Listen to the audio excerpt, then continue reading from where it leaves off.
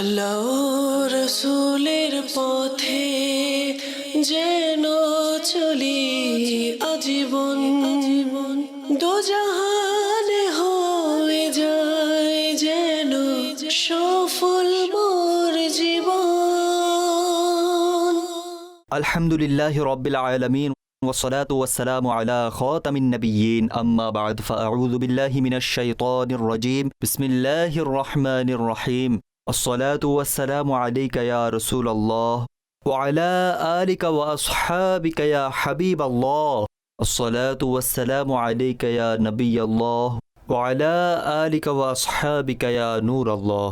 মাদানী চ্যানেলের দর্শকবৃন্দ, অনুষ্ঠান সুশৃঙ্খল জীবন, আপনাদেরকে অনুরোধ করব মাদানী চ্যানেলের দর্শকবৃন্দকে আপনারা আমাদের সাথে থাকুন এবং আমাদের এই প্রোগ্রাম সম্পূর্ণ দেখার নিয়ত করুন। ইনশাআল্লাহ সংক্ষিপ্ত এই সময়ে আমাদের ইলমে দ্বীনের অসংখ্য ভান্ডার আমাদের হাতে আসবে। আসুন দুরুদে পাকের একটি ফজিলত শুনি, তারপর ইনশাআল্লাহ জানশীন আমির আহলে সুন্নতের দিকে ইনশাআল্লাহ আমরা খলিফায়ে আমির আহলে সুন্নতের দিকে অগ্রসর হব এবং প্রশ্ন করব। আল্লাহ পাকের প্রিয় প্রিয় আখিরি নবী মুহাম্মদ আরবি সাল্লাল্লাহু আলাইহি ওয়া আলিহি ওয়া বারিক ওয়াসাল্লাম ইরশাদ করেছেন, যে ব্যক্তি আমার প্রতি 10 বার সকালে এবং 10 বার সন্ধ্যায় দুরুদে পাক প্রেরণ করল, কিয়ামতের দিন সে আমার সুপারিশ লাভ করবে। সুবহানাল্লাহ।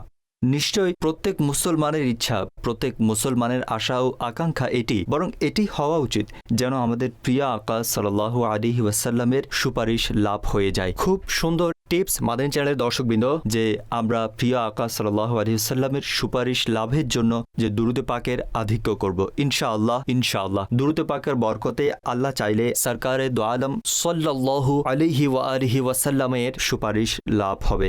সল্লু আলাল হাবিব সাল্লাল্লাহু আলা মুহাম্মদ সাল্লাল্লাহু আলাইহি ওয়াসাল্লাম।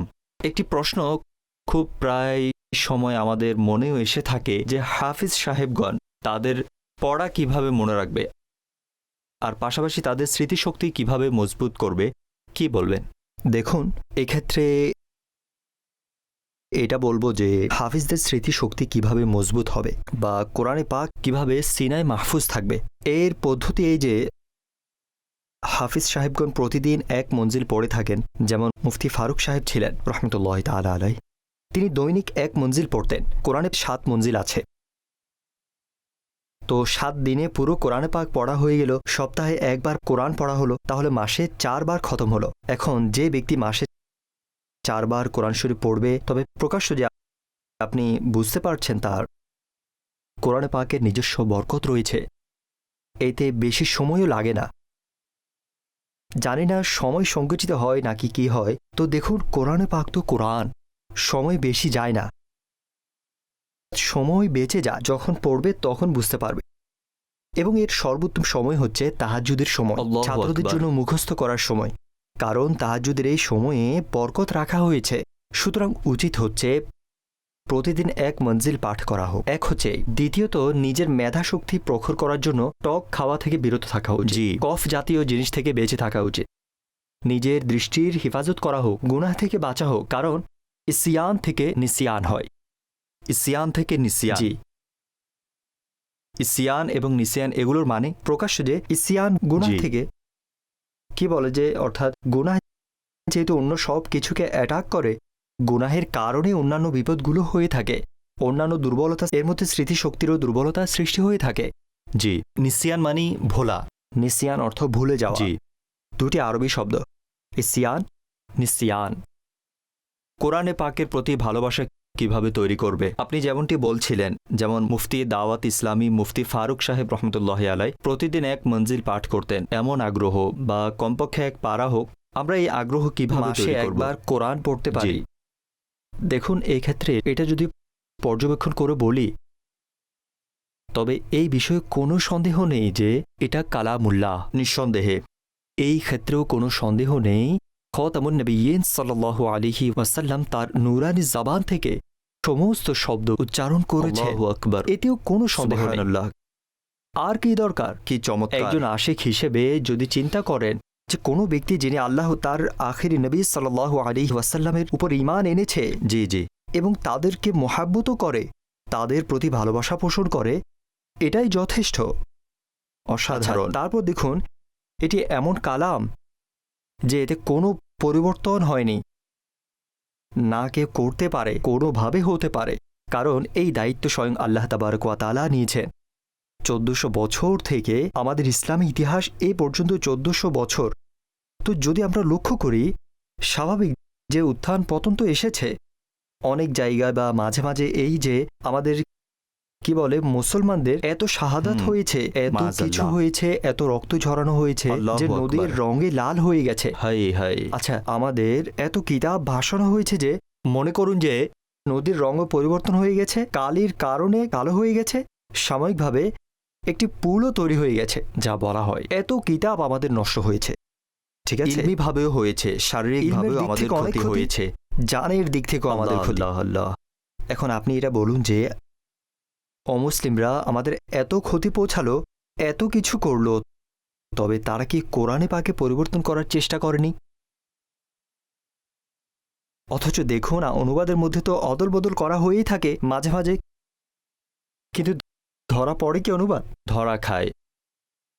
অবশ্যই যিনি পড়ালেখা করেন তিনি তো ধরে ফেলবেন, ভাই এর অনুবাদ এমন না, এমন হবে। কোরআনের অনুবাদ এটা হাদিসের আলোকে করা হবে, হাদিস পথ প্রদর্শন করবে। এখন উদাহরণস্বরূপ নামাজের নিয়ম আমাদেরকে হাদিস বয়ান করবে, একদম। তো হাদিস এবং কোরআন ছাড়া চলা সম্ভব নয়। এখন যদি কেউ বলে আমি শুধু কোরআন শরীফকে আঁকড়ে ধরব, এমন মনে করুন যে তার দাবি অবশ্যই ঠিক, কিন্তু কোরআন আঁকড়ে ধরার জন্য হাদিস জরুরি, হাদিসের সাহায্য আঁকড়ে ধরতে হবে। কেউ বলবে আমি কোরআন আঁকড়ে ধরবো না, হাদিস আঁকড়ে ধরবো, এটাও সম্ভব না, কারণ কোরআনের অস্বীকার হয়ে গেল। জি, যদি কোরআনের কেউ অস্বীকার করে তো মাআযাল্লাহ, কোরআনের যেই অস্বীকার করবে তার ইসলামের সাথে সম্পর্ক নেই, কারণ এটা কিতাবুল্লাহ, এর উপর ঈমান আনা জরুরি। শুধু এটাই নয়, তাওরাত শরীফের উপর ঈমান আনা জরুরি, আল্লাহ তাআলার কালাম, তাওরাত শরীফ, জাবুর শরীফ, ইনজিলে মুকাদ্দাস, এই সব কিছুর উপর, এবং অন্যান্য যে সাহিফা নাজিল হয়েছে ওই যে রাসূলদের উপর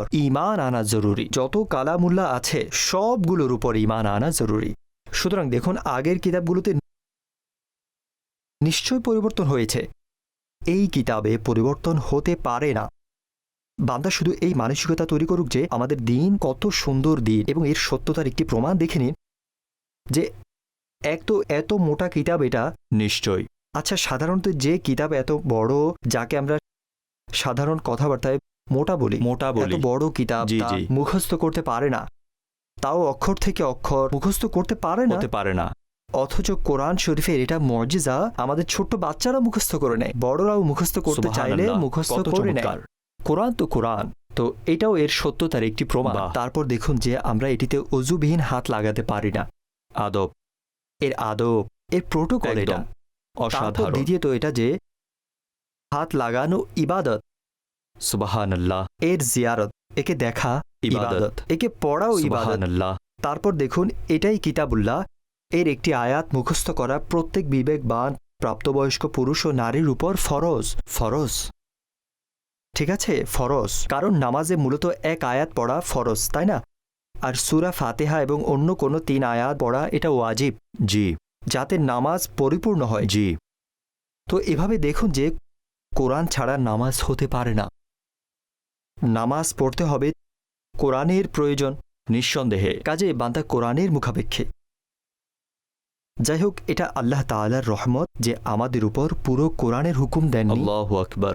নিশ্চয়ই, ঠিক আছে। তারাবিতে দেখুন যে সুন্নতে মুআক্কাদা, আল্লাহ তাআলার রহমত।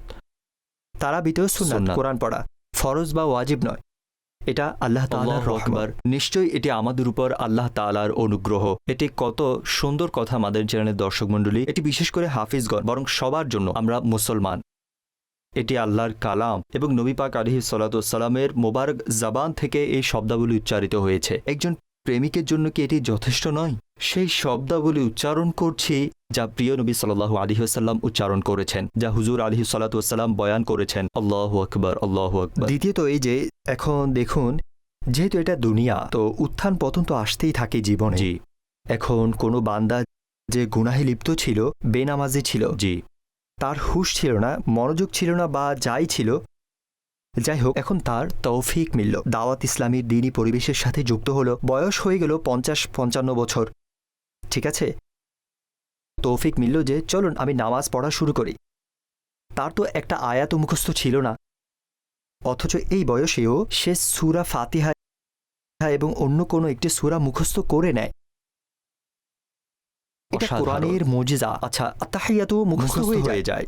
আপনি দুনিয়াবি অন্য কোনো জিনিস মুখস্থ করানোর জন্য চেষ্টা করান, মুখস্থ হবে জি না। জি যদি বাংলা লেখাপড়া সে না জানে, আপনি তাকে লাখো চেষ্টা করান, সে মুখস্থ করতে পারবে না, আমার জন্য কঠিন হয়ে যাবে। অথচ আলিফ বা তা এটা মুখস্থ করা হতে পারে না, অথচ সূরা ফাতিহা মুখস্থ হয়ে যায়, কোরআন মুখস্থ হয়ে যায়। সুবহানাল্লাহ। এটা কোরআনের নিজস্ব এক বরকত।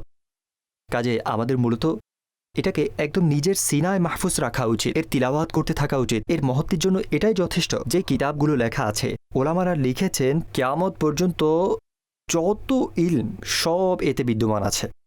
কত আধুনিক হবে, কি হবে, এই সব কিছু এতে বিদ্যমান রয়েছে, বয়ান এতে আল্লাহু রয়েছে। আকবার। এটা কোরআন। এর এক একটি সুবহানাল্লাহ। হরফ বিশ্লেষণ করতে থাকুন, কি থেকে কি বের হবে। অসাধারণ। আল্লাহ তাআলা কোরআন পাকের প্রতি আমাদের ভালোবাসা দান করুন। কোরআন এমন প্রিয় কিতাব, মাদানী চ্যানেলের দর্শকবৃন্দ, নিশ্চয়ই, যা আমাদের সুপারিশেরও মাধ্যম হচ্ছে। এটি একমাত্র কিতাব, কোরআনে পাক, যা সুপারিশ করবে আল্লাহ পাকের দরবারে। বাক বিতণ্ডার কথা আছে না হাজী সাহেব, যে এটি জি জি সূরা মুলক নিজের ওই পাঠকারীর শাফাত করবে কিয়ামতের দিন, সুপারিশ করবে এবং ক্ষমা করিয়ে ছাড়বে একদম। অর্থাৎ শুধু পুরো কোরআন নয়, এখানে দেখুন একটি সূরা। আল্লাহু আকবার। আচ্ছা, আমি ওজিফা আরজ জি, করে দিই। জি, এক তো এই ওজিফা। যে দেখুন, স্মৃতিশক্তি প্রখর করার জন্য আপনি মাথায় হাত রেখে প্রত্যেক নামাজের পর ইয়া কবিয়ু 11 বার পড়তে হবে, আর তারপর সিনায় ফুঁক মারতে হবে। তো ইনশাআল্লাহুল কারীম এর বরকতে স্মৃতিশক্তি মজবুত হবে। দ্বিতীয় একটি ওজিফা হলো, এটাও ভালো ওজিফা, প্রত্যেক নামাজের পর ইয়া আলিমু ইয়া আলিমু, ইয়া হাফিজু ইয়া হাফিজু, ইয়া নাসিরু ইয়া নাসিরু। এটি 5 বার বা 7 বার বা 11 বার পড়ে নিজের সিনায় দম করুন। সুবহানাল্লাহ। ইনশাআল্লাহুল কারীম এর বরকতেও স্মৃতিশক্তি মজবুত হবে। সুবহানাল্লাহ সুবহানাল্লাহ। মাদানী চ্যানেলের দর্শকবৃন্দ, আপনি যদি এখন আমল করেন, আল্লাহ চাহে তো স্মৃতিশক্তি মজবুত হবে, উপকার হবে। একটি প্রশ্ন মসজিদের ব্যাপারে ছিল যে এমন কি হতে পারে যে মসজিদের ফান্ড থেকে কমিটি করা হবে, তারপর একত্রে যে টাকা জমা হয়, তো সেকেন্ড ফ্লোর দিবে, এর জন্য টাকার দরকার, তখন একত্রে টাকা দরকার হবে, তো আমরা মসজিদের ফান্ড থেকে কমিটি দিলাম, তারপর যে টাকা আসলো তা আমরা সেকেন্ড ফ্লোরে খরচ করলাম। কমিটিতে কয়জন থাকবেন? এই সর্বোচ্চ 100 জন। জি, খরচ তো অনেক বেশি, তাই না? কমপক্ষে হলে 10 জন। এখন এটা বলুন, কমিটিতে তারিখ থাকে নিশ্চয়, বা লটারি হয়। জি জি কোনো এক ব্যক্তি মসজিদের পক্ষ থেকে উকিল হবে, ঠিক আছে? মাসআলা এই যে কমিটির যে হুকুম আছে ওটা হলো ঋণের। আজ জাইদের 1 নম্বরের উঠল, কাল 2 নম্বরের উঠবে, দ্বিতীয় নম্বরের উঠবে, তারপর তৃতীয় নম্বরের উঠবে, তো এভাবে হয়, তাই না? এখন কথা হলো, যার প্রথমবার উঠল, এখন সে স্বাভাবিক যে আবার তো ভরবে না টাকা, পুরো তো করতে হবে, সবার দিতে হবে। 10 বছরের বা কিংবা 1 বছরের যাই চুক্তি হোক, ওটা তো করতেই হবে, যতটারই হলো। এখন এর হুকুম হলো ঋণের। মসজিদের যে অর্থ রয়েছে, এটা আমরা ঋণ হিসেবে দিতে পারি না, এটা দেওয়া জায়েজ নেই। এক্ষেত্রে ঋণে ঝুঁকি রয়েছে, যেহেতু হতে পারে ঋণ ডুবে যাবে। যেমন প্রথম নম্বরে উঠলো, এখন মসজিদওয়ালার নম্বর হলো, মসজিদের নম্বর হলো 10 নম্বর, সব থেকে শেষে। এখন এতকাল পর্যন্ত ঋণ দিতেই থাকলো ঋণ মসজিদ পরিশোধ সবাইকে। করছিল। জি, এখন জি। প্রথম নম্বরে উঠলো, জানা গেল যে প্রথম নম্বর দেউলিয়া হয়ে গেছে বেচারার, এখন সে কোথা থেকে দিবে? এখন অন্যান্য যে 8 জন আছে, একদম মসজিদ আছে 10 জন আছে, সবাই বেচারা হয়ে গেল দেউলিয়া, তারা তো 8 জন তো গেল, মসজিদেরও তো ফান্ড গেল না। হ্যাঁ, ঝুঁকি আছে না? তো ওয়াকফের টাকা ঝুঁকিতে দেওয়া যেতে আল্লাহু পারে না, আকবার। যেহেতু ঋণও এক ধরনের ঝুঁকিপূর্ণ ব্যাপার, ক্ষতিকর ব্যাপার।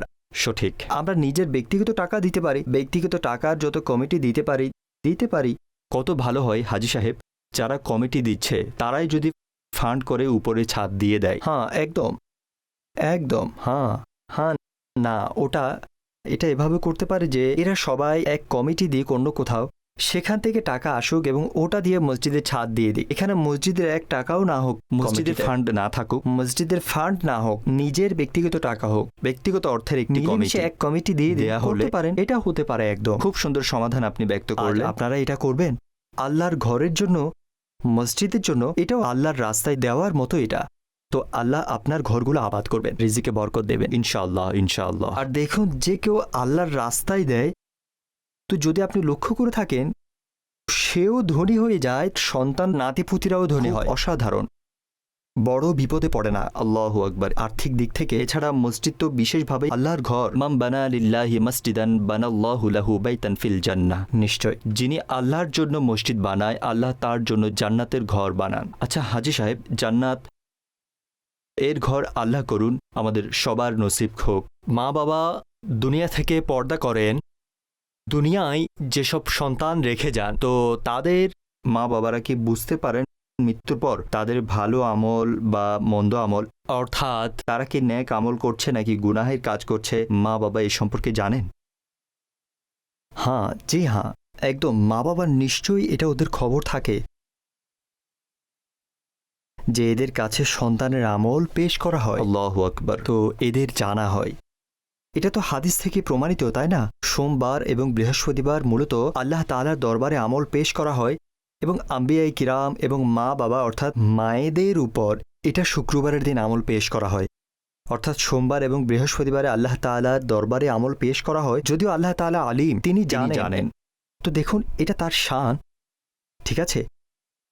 এবং আম্বিয়ায়ে কিরাম এবং লোকেদের বাবা, মানুষের মা বাবা যারা আছেন, এদের কাছে শুক্রবারের দিন আমল পেশ করা হয়। যেমন আম্বিয়ায়ে কিরাম আলাইহিমুসসালাতু ওয়াসসালাম উম্মতের ন্যাক আমল এবং মা বাবা নিজের সন্তানের ন্যাক আমলে খুশি হন এবং তাদের চেহারা উজ্জ্বল ও সাদা হয়ে যায়। এই জন্য আল্লাহ পাককে ভয় করো এবং নিজের মৃতদের কষ্ট দিও না। জামে সগীরের এই হাদিস।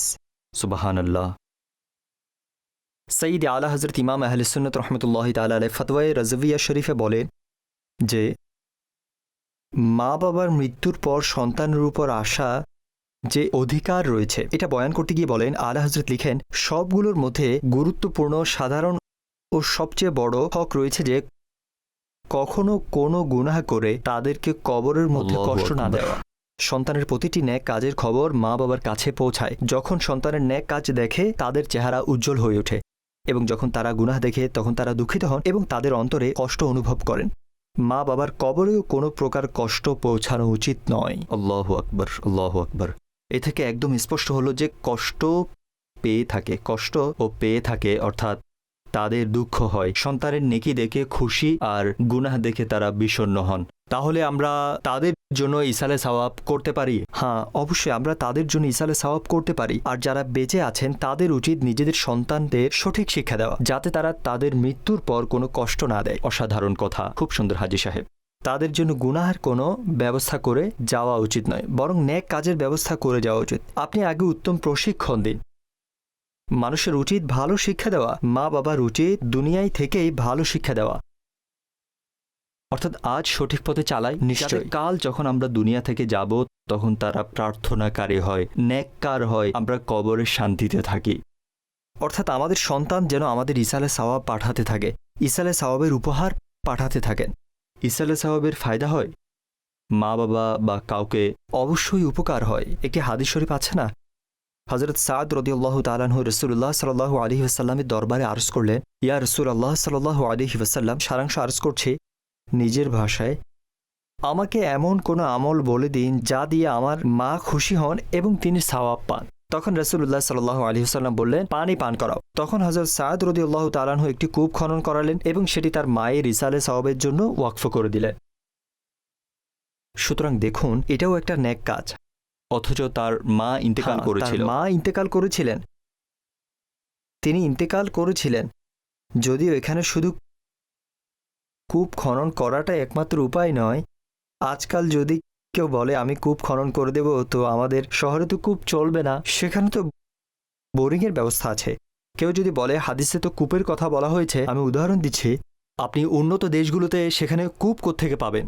সেখানে তো অনুমতি নেই। অনেক দেশে তো কূপ খনন করারই অনুমতি নেই, বোরিং করার অনুমতি নেই সব জায়গায়। তো মূল কথা হলো, যে কোনো নেকি হোক, যে কোনো নেক কাজ হোক, তার সওয়াব আমরা পৌঁছাতে পারি। ইসাল অর্থ হলো পৌঁছানো।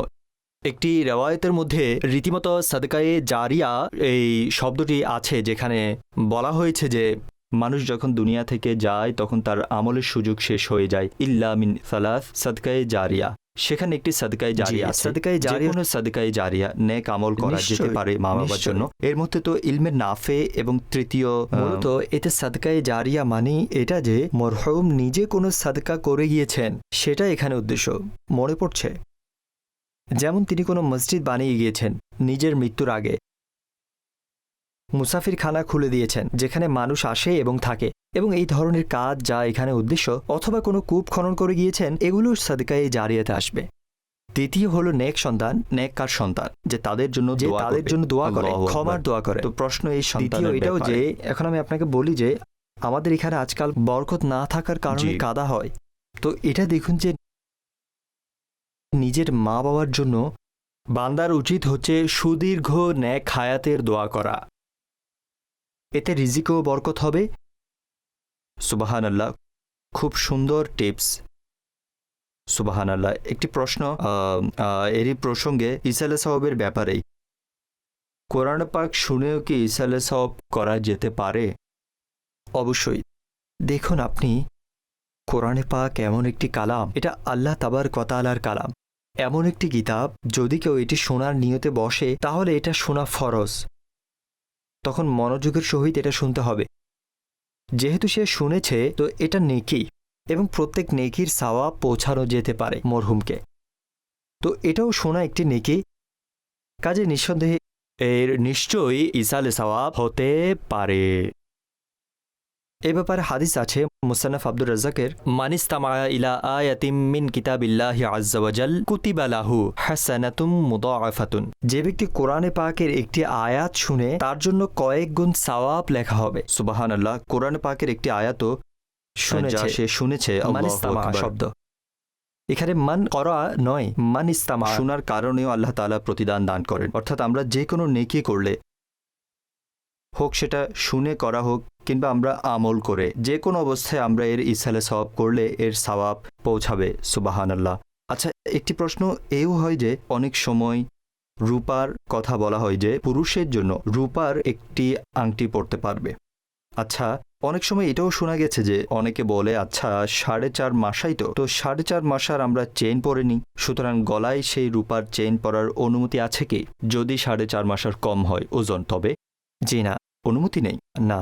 দেখুন যে কোনো ধাতুর চেইন হোক, চাই লোহা হোক, পিতল হোক, বা যেটাই হোক, তামা যাই হোক, বা সোনা রূপা, সোনা তো এমনিতেই হারাম, যে কোনো ধাতুর চেইন পরার অনুমতি নেই পুরুষের। ওই যে গলায় পরিধান করে এর অনুমতি নেই, এবং আংটির ক্ষেত্রেও শুধু 4.5 মাসা না, 4.5 মাসা থেকে একটু কম হওয়া ওই আংটি পরার অনুমতি আছে। তাতেও একটি পাথর থাকা জরুরি, সেটাও শুধু রূপা, এবং সেটাও এক সময়ে একটি পড়তে পারবে, এবং সেটাও 2 ঈদে, অর্থাৎ রমজানের ঈদ, ঈদুল ফিতর এবং ঈদুল আজহা, অর্থাৎ ঈদুল ফিতর এবং ঈদুল আজহা, এই 2 সময়ে এটি পরা মুস্তাহাব। তো ব্যাস এই। তবে সুন্নাত মূলত কাজীর জন্য বা মুফতির জন্য, যিনি এর দ্বারা মোহর লাগায়, স্ট্যাম্প লাগায়। তবে আজকাল তো যাই হোক এর প্রচলন নেই, এখন স্ট্যাম্প অন্যটা লাগানো এসে হয়। গেছে কাঠের স্ট্যাম্প, কাঠের বা রাবারের। ঠিক আছে, কল নিব। জি, কল শোনান। কোনো নেকির কাজ করা এবং এর জন্য নিজের মা বাবার সাথে মিথ্যা বলা কেমন? উদাহরণ যেমন প্রতিবেশীদের দেখভাল করা, আর মা বাবার বয়সের কারণে প্রতিবেশীর মা বাবা যদি পছন্দ না করেন, আমি যদি দেখভালের কাজ করি আর তাদেরকে মিথ্যা বলি, তবে এটা কেমন? জি, লক্ষ্য করুন, এখানে দেখা যাবে যে মা বাবার সাথে মিথ্যা বলার কারণ কি। দেখুন, মিথ্যা বলার এক্ষেত্রে অনুমতি পাওয়া যাবে না। তো মিথ্যা তো না বলা হোক, তবে এক্ষেত্রে এখন যদি কোনো এমন সমস্যা ছিল যে এখানে মা বাবা এবং প্রতিবেশীর সম্পর্ক ভালো ছিল না, যে কোনো কল্যাণ কামনার ব্যাপার ছিল, তো এই ব্যাপারেও মিথ্যা বলা উচিত নয়। মিথ্যার পরিবর্তে অন্য কোনো ব্যবস্থা করে নেওয়া হোক, এভাবে কাজ চালিয়ে নেওয়া হোক। এক তো এটা। দ্বিতীয় এটা যে মাঝে মাঝে দেখুন যে মা বাবা মূলত উপর থেকে দেখছেন, সন্তান তখন ওটা নিচ থেকে দেখছে, সন্তান এভাবে দেখে, মা বাবা এভাবে দেখেন। এখন হতে পারে যে সেখানে কোনো এমন ব্যাপার হোক, অর্থাৎ যা তার জন্য ভালো হবে না। এখন এর বয়স হয়তো কম, মনে করুন যে যৌবনে আছে, এবং সেখানেও কোনো এমন মেয়ে আছে, তো মা বাবার এই জিনিসের ভয় আছে যে অন্য কোনো সমস্যা না হয়ে যায়। তো এটাও দেখা যাবে। এখন যেমন এই ছেলেটি সাহায্য কেন করছে, এটাও দেখা যাবে কেন করছে। এই সব জিনিস দেখা হবে। তবে সাধারণভাবে যদি আপনি বলেন তো কোনো গরিবের সাহায্য করা, কল্যাণ কামনা করা, এটা সওয়াবের কাজ, যতক্ষণ না কোনো এমন অপছন্দনীয় কাজ না হয় বা কোনো অসৎ উদ্দেশ্য না থাকে। উদ্দেশ্য আল্লাহর সন্তুষ্টিই থাকবে, দুনিয়াবি মতলব না থাকা। কল শোনান। এটা বলা কেমন ভুল আল্লাহর নিয়ামত এমন বলা কেমন? যে দেখুন, কিছু ক্ষেত্রে তো সত্যিই ভুলে যাওয়া এটি একটি ভালো জিনিস। যেমন ধরুন, কেউ আমাদের উপর জুলুম করল, আমরা সেটা ভুলে গেলাম, তার সাথে বন্ধুত্ব করে নিলাম, সেও তওবা করে নিল, আমরাও ভুলে গেলাম। তো স্বাভাবিক, এটা ভালো জিনিস। অন্যথায় তো অন্তরে এটা থাকতো, কাঁটা বা যাই হতো, এটাই ঘৃণার জন্ম দেয়, এটাই হিংসা বিদ্বেষের দিকে নিয়ে যায়, শত্রুতার দিকে নিয়ে যায়, হিংসা বিদ্বেষ।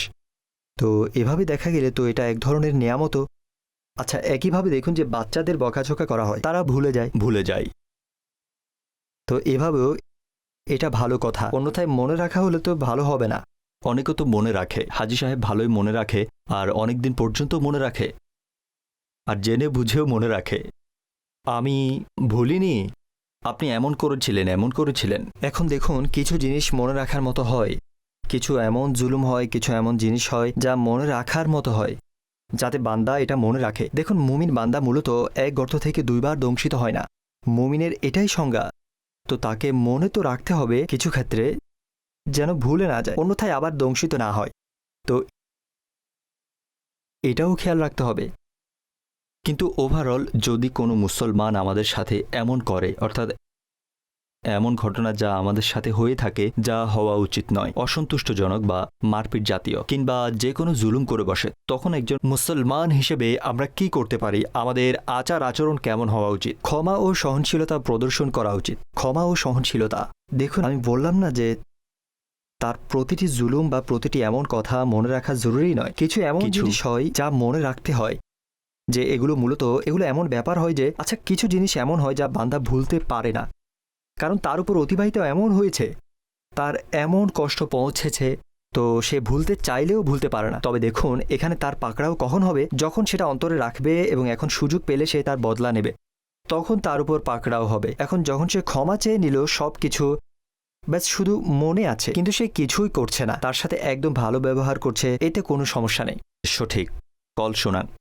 আমার প্রশ্ন ছিল কুরআনে পাক খতম করতে হবে। কুরআনে পাকে 14টি সিজদা রয়েছে। কুরআনে পাক খতম করার পর করতে পারবো? প্রথমে কোরআনে পাক এমনি সম্পূর্ণ উত্তমটা পড়ে নিবে। এটাই হওয়া উচিত যে যখনই কোরআনে পাকের আয়াত পড়লো তখনই সিজদা করে নিক। যেহেতু ওয়াজিব তো হয়ে গেছে, পরেও করতে পারবে, তবে উত্তম হলো এটাই যে যখনই সিজদায় তিলাওয়াত এলো তখন সিজদা করে নিবে। হ্যাঁ, একদম, যে 3টি মাকরু সময় আছে, এই কি বলে, মধ্যাহ্নকাল এবং আসরের আগে 20 মিনিট, এবং সূর্য যখন উদিত হয়, যেমন ফজরের সময় যখনই শেষ হলো তারপর 20 মিনিট। তো এই সময়গুলোতে সিজদায়ে তিলাওয়াত করা হবে না, অন্যথায় যখনই করবেন তো এটা আদায়ই হবে।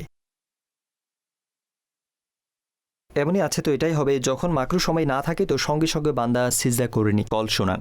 শাহজাদা হুজুরের দরবারে প্রশ্ন আরজ করছি, বড় দরুদে পাকের ফজিলত কি ছোট দরুদে পাকেও পাওয়া যায়?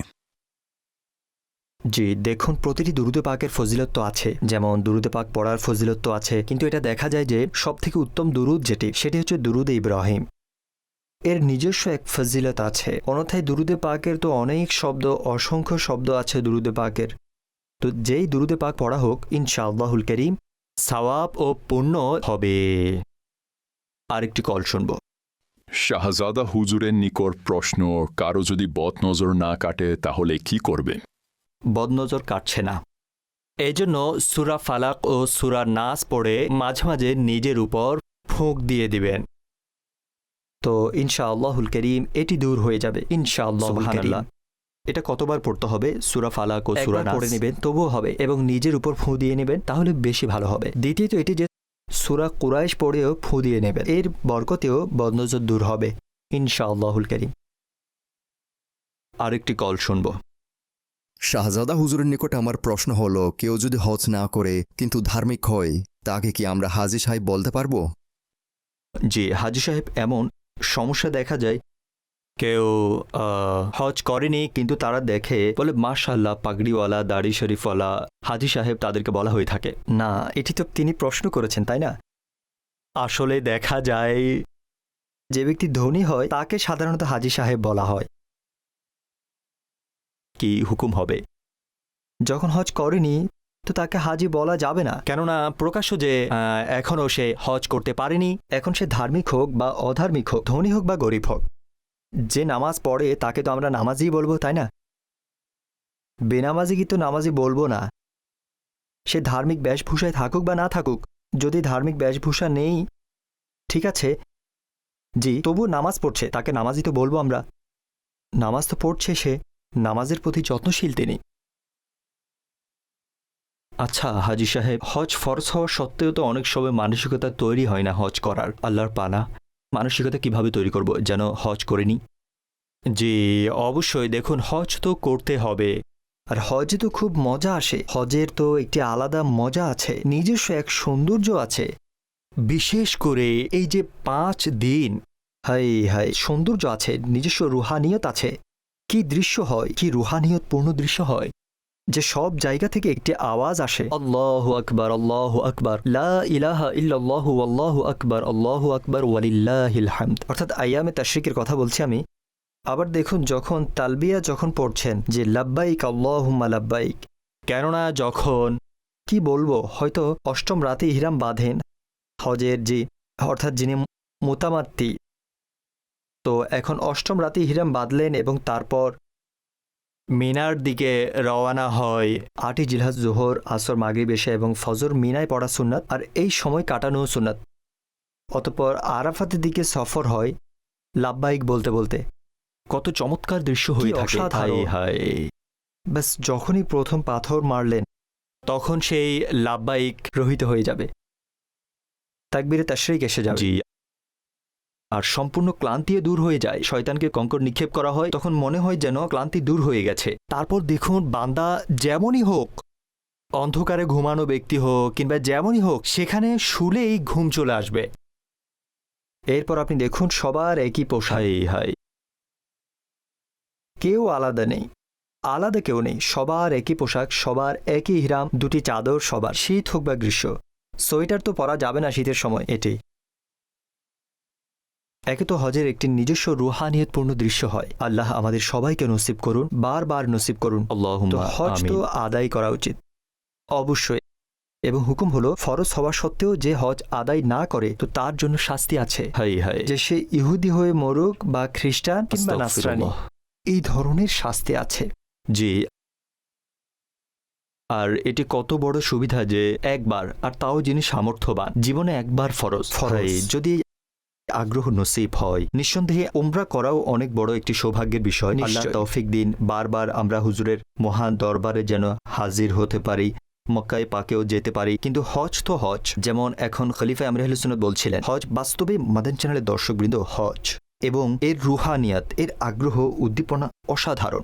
আল্লাহ তাআলা আমাদেরকে বারবার মক্কে পাকের আদবের সহিত হাজির নসিব করুন, হজের সৌভাগ্য দান করুন, উমরা করারও তৌফিক দান করুন। অতঃপর আদব ও একনিষ্ঠতার সাথে আল্লাহ তাআলা আমাদেরকে সরকারে দু আলম সাল্লাল্লাহু আলাইহি ওয়াসাল্লামের মহিমান্বিত দরবারের হাজিরি দান করুন। মাদানী চ্যানেলের দর্শকবৃন্দ, নিশ্চয় এটি সৌভাগ্য আর সৌভাগ্য হজ করা এবং নবী রহমত সাল্লাল্লাহু আলাইহি ওয়া আলিহি ওয়াসাল্লামের নূরানি দরবারে হাজিরি দেওয়া। বিশেষ করে এখন যে আশিকানে রসুল নবী পাক সাল্লাল্লাহু আলাইহি ওয়াসাল্লামের দরবার অভিমুখে রওয়ানা হয়েছে, তাদের জন্য এই বার্তা থাকবে, যখনই সরকার দু আলম সাল্লাল্লাহু আলাইহি ওয়াসাল্লামের দরবারে হাজিরি দিব, তখন অত্যন্ত আদবের সহিত, বিনম্রতা ও একনিষ্ঠতার সাথে হাজিরি দিব। বুজুর্গদের জীবনী পড়ুন, তাদের কেমন পদ্ধতি ছিল। আমাদের বুজুর্গদের সরকার দু আলম সাল্লাল্লাহু আলাইহি ওয়াসাল্লামের দরবার অভিমুখে যাওয়া, হুজুর আলাইহিস সালাতু ওয়াসসালামের মোবারক রওজায় হাজিরি দেওয়ার পদ্ধতি কেমন ছিল।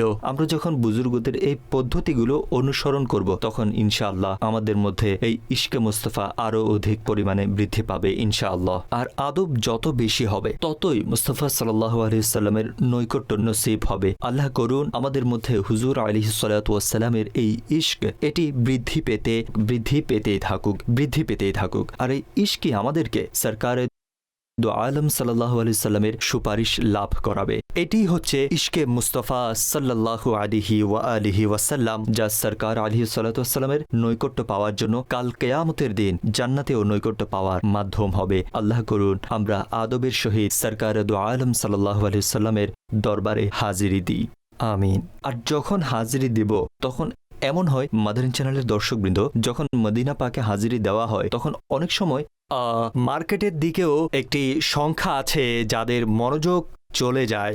আমরা মার্কেটে তো ঘুরতে থাকবো, ইয়ে লম্হে জিন্দগি মে বারবার আয়া নেহি করতে। এটি সৌভাগ্যের ব্যাপার। আল্লাহ কোটি জনের মধ্যে আপনাকে নির্বাচন করেছেন। জি হ্যাঁ, আপনি কোটির মধ্যে এমন একজন, বরং শত কোটি মুসলমান আছে না এখন দুনিয়াতে, আলহামদুলিল্লাহ, তো কোটির মধ্যে আল্লাহ তাআলা আপনাকে নির্বাচন করেছেন। আর আপনাকে নির্বাচন করে সরকার আলাইহিস সালাতু ওয়াসসালামের দরবারের মেহমান বানিয়েছেন। আপনার তো খুশির মেরাজ যে আপনি নবী রহমত সাল্লাল্লাহু তাআলা আলাইহি ওয়া আলিহি ওয়াসাল্লামের দরবারের মেহমান হয়েছেন। আল্লাহ তাআলা সবার প্রতি রহমতের দৃষ্টি দান করুন আর আদবের সহিত, নিষ্ঠার সহিত হাজিরি আল্লাহ তাআলা আমাদের ভাগ্যে নসিব করুন। মাদারিন চ্যানেলের দর্শকবৃন্দ, আজ আমাদের প্রোগ্রামের সময় শেষের দিকে এসেছে। আপনাদের কাছে অনুরোধ করব যে মাদানী চ্যানেলের প্রোগ্রাম সুন্দর জীবন এবং এছাড়াও অন্যান্য প্রোগ্রাম আপনি দেখতে থাকুন, মাদানী চ্যানেলের সাথে যুক্ত থাকুন ইনশাআল্লাহ। যেমনিভাবে ইলমে দ্বীনের অশেষ ভান্ডার আপনার হাতে আসবে, অনুরূপভাবে ইশক মুস্তাফা সাল্লাল্লাহু আলাইহি ওয়া আলিহি ওয়াসাল্লামের নুরানি ফয়জ লাভ করবেন। মাদানী মুজাকারাও হয়ে থাকে ইনশাআল্লাহ, সেখানেও ইলমে দ্বীনের অসংখ্য ভান্ডার আমরা কিবলা শেখ তরিকত আমির আহলে সুন্নাত থেকে অর্জন করে থাকি। মাদানী চ্যানেল দেখতে থাকলে ইনশাআল্লাহ অনেক জ্ঞান অর্জন হবে। আল্লাহ পাকের নিকট দোয়া করি আল্লাহ পাক আমাদের সকলকে আমলের তৌফিক দান করুন। অনুষ্ঠানের মাঝে আমাদের দ্বারা যদি কোনো ভুল হয়ে থাকে আল্লাহ তার অনুগ্রহে ক্ষমা করুন, আমিন। বিজাহিন নবিয়্যিল আমিন সাল্লাল্লাহু আলাইহি ওয়াসাল্লাম। আল্লাহ রসুলের পথে যেন চলি আজীবন, দোজাহানে হয়ে যায় যেন সফল।